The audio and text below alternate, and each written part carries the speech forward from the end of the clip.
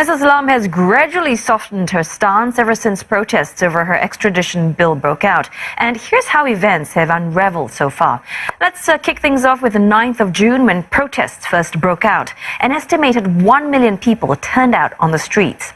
And a day later, Mrs. Lam's response was firm. She said that the extradition bill would not be scrapped and maintained that the bill would help to uphold justice, calling it very important.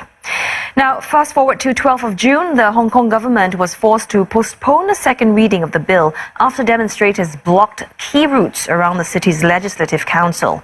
The protests turned violent, with the police firing tear gas and rubber bullets at demonstrators. Authorities declared it a riot. Well, Mrs. Lam retreated for the first time on 15th of June, announcing the bill's suspension. And then on Sunday, an estimated 2 million people marched through the streets of Hong Kong in the biggest protests the city has ever seen.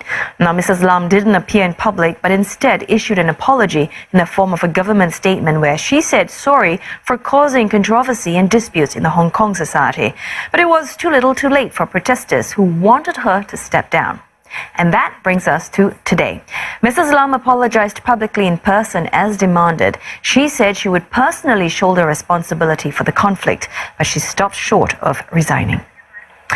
Right, over in the Chinese province of Sichuan, at least 13 people were killed after a powerful 6.0 magnitude earthquake struck.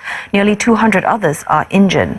Now, the quake hit near Yibin City in Changning County at a depth of about 16 kilometers late on Monday night. State media said shaking was felt in major cities nearby, including Chengdu and Chongqing.